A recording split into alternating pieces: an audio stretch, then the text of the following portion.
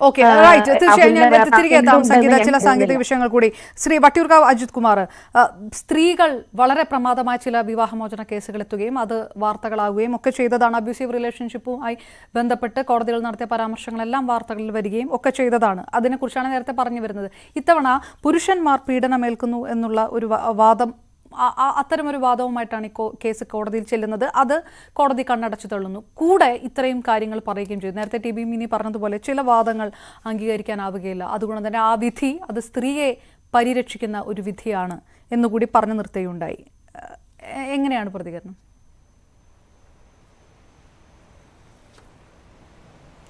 ഇവിടെ ഏറ്റവും കൂടുതൽ പുരുഷന്മാരാണ് കേരളത്തിൽ പീഡിപ്പിക്കപ്പെടുന്നത്. പക്ഷേ അത് പുറത്തു വരുന്നില്ല.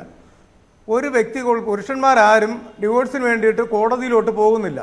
പോകാത്തതിൻ്റെ കാരണം അവർക്ക് അനുകൂലമായിട്ടുള്ളൊരു വിധി ഫാമിലി കോർട്ടിൽ നിന്ന് ഉണ്ടാകാറില്ല.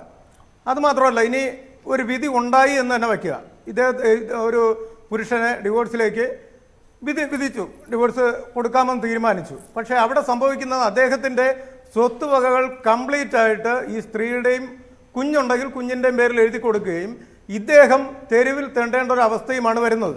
ഇത് ഒത്തിരി ഇവിടെ നടന്നുകൊണ്ടിരിക്കുന്നു. പക്ഷെ പുറത്താരും പറയുന്നില്ല എന്നുള്ളതേ ഉള്ളൂ. ഇവിടെ ഈ ആലപ്പുഴക്കാരനായ യുവാവ്, ഇദ്ദേഹം എന്തെല്ലാം പീഡനങ്ങൾ അനുഭവിച്ചിട്ടായിരിക്കാം കോടതിയെ സമീപിച്ചിരിക്കുന്നത്. ആലപ്പുഴ കുടുംബ കോടതിയിൽ പോയി അവിടെ അദ്ദേഹത്തിന് ഡൈവോഴ്സ് കിട്ടാത്തത് കൊണ്ടാണ് ഹൈക്കോടതിയിലേക്ക് പോയത്. അവിടെ യഥാർത്ഥം പറഞ്ഞു കഴിഞ്ഞാൽ അവിടെയും അദ്ദേഹത്തിന് അനുകൂലമായിട്ടുള്ളൊരു നടപടിയല്ല ഉണ്ടായിട്ടുള്ളത്. അപ്പോൾ ഇവിടെ പുരുഷന്മാരാണ് ഏറ്റവും കൂടുതൽ പീഡിപ്പിക്കപ്പെടുന്നത് എന്ന് പുരുഷന്മാർ പറയുന്നതുമില്ല, കോടതികളത് മനസ്സിലാക്കുന്നുമില്ല. പക്ഷേ ഇപ്പോൾ ഈ അടുത്ത കാലത്തായിട്ട് വന്ന വിധികൾ അത് കുറച്ച് പുരുഷന്മാർക്ക് അതൊക്കെ ഒരുപക്ഷെ നമ്മുടെയൊക്കെ പ്രവർത്തനത്തിൻ്റെയൊക്കെ ഫലമായിട്ടായിരിക്കാം കോടതികൾ അതൊക്കെ ശ്രദ്ധിക്കുന്നുണ്ട്. അതിൻ്റെ ഫലമായിട്ട് അനുകൂലമായിട്ടുള്ള പരാമർശങ്ങൾ വരുന്നുണ്ട്. പക്ഷേ അതുപോരാ. പുരുഷൻ പീഡിപ്പിക്കപ്പെടുന്നുണ്ടെങ്കിൽ അത് വ്യക്തമായിട്ട് അത് പുറത്ത് വരണം. കോടതികളിൽ നിന്ന് അവന് അനുകൂലമായിട്ടുള്ള ഒരു നീതി കിട്ടണം.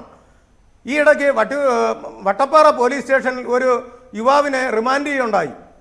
അവിടെ എന്താണ് നടന്നതെന്നുള്ളത്, ഒരു മന്ത്രി ഇടപെട്ടിട്ട് അദ്ദേഹത്തെ ജയിലിലാക്കി.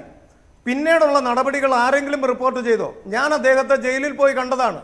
ഒരു നിരപരാധി, ഒരു 6 അടി ഹൈറ്റും വെയിറ്റും ഉണ്ടെന്നല്ലാതെ അദ്ദേഹത്തിന് ഒരു നേരെ സംസാരിക്കാൻ പോലുമുള്ള ഒരു ആംബിയറില്ലാത്തൊരു മനുഷ്യൻ, ഒരു രോഗിയാണ്, ഷുഗർ പേഷ്യൻ്റാണ്. അപ്പോൾ അത്രത്തോളം അവശതയിലുള്ള ഒരാൾ, ഒരു സ്ത്രീ ഒന്ന് തള്ളിയാൽ ചെന്ന് വീഴുന്ന ഒരു വ്യക്തിയെയാണ് അദ്ദേഹം കുട്ടിയുടെ കാല് ചവിട്ടി ഓടിച്ചുവെന്നും ഞാൻ ആ സ്കൂളുമായിട്ട് ബന്ധപ്പെട്ടു. അങ്ങനത്തെ കേസുകളൊക്കെ പറയാൻ അത്തരം കേസുകളുണ്ട്. വട്ടിയൂർക്കാവ് അജിത് കുമാർ, ഇതിനകത്തൊരു വിഷയം എന്ന് പറയുന്നത് ഈ പുതിയ തലമുറയടക്കം വിവാഹത്തിന്റെ പവിത്രത കാണുന്നില്ല എന്നാണ് ഈ കേസുമായി ബന്ധപ്പെട്ട് പറഞ്ഞത്. ഒറ്റപ്പെട്ട കേസല്ല, സ്ത്രീകളുടെ കേസുകളാണ് ഒറ്റപ്പെട്ട കേസുകളായിട്ട് പുറത്ത് വരുന്നത്.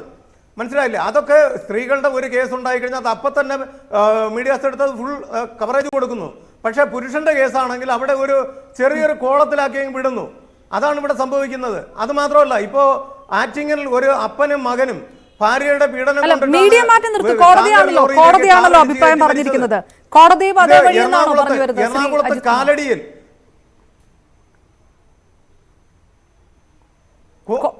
കോടതികൾ പുരുഷന്മാർക്ക് അനുകൂലമായിട്ടുള്ള നടപടികൾ ഇല്ലാത്തത് കൊണ്ടാണ് പുരുഷന്മാർ ഇങ്ങനെ ആത്മഹത്യ ചെയ്യേണ്ടി വരുന്നത്, ജയിലിൽ പോകേണ്ടി വരുന്നത്, പ്രാന്താശുപത്രിയിലേക്ക് പോകേണ്ടി വരുന്നത്. ഈ വട്ടപ്പാറ പോലീസ് സ്റ്റേഷനിലെ ഒരു കാര്യം ഞാൻ പറഞ്ഞോട്ടെ, ഒരു കാര്യം. ഈ വട്ടപ്പാറ പോലീസ് സ്റ്റേഷനിലെ ഈ യുവാവിന് ജെറി പീറ്റർ എന്നാണ് പേര്. ഇദ്ദേഹത്തിന് യഥാർത്ഥം പറഞ്ഞാൽ ജാമ്യം അനുവദിച്ചു കിടക്കുകയാണ്. ഞാൻ 2 ജാമ്യക്കാരെയും കൊണ്ട് അവിടെ ജാമ്യത്തിന് കോടതിയിൽ പോകാൻ വേണ്ടി പോയപ്പോൾ അദ്ദേഹത്തിന്റെ അഡ്വക്കേറ്റ് ആർ വിനോദ് അദ്ദേഹത്തിന്റെ ജാമ്യത്തിൽ ഇറക്കാൻ തയ്യാറല്ല. എന്താണ് കാരണം? എനിക്ക് മനസ്സിലായി. നേരത്തെ തന്നെ താങ്കളുമായിട്ട് ചില റിസ്റ്റുകൾ ഉള്ള ഒരു അഭിഭാഷകനാണല്ലോ. അതെനിക്ക് അതിന്റെ ഒരു വിഷയം എനിക്ക് മനസ്സിലായി.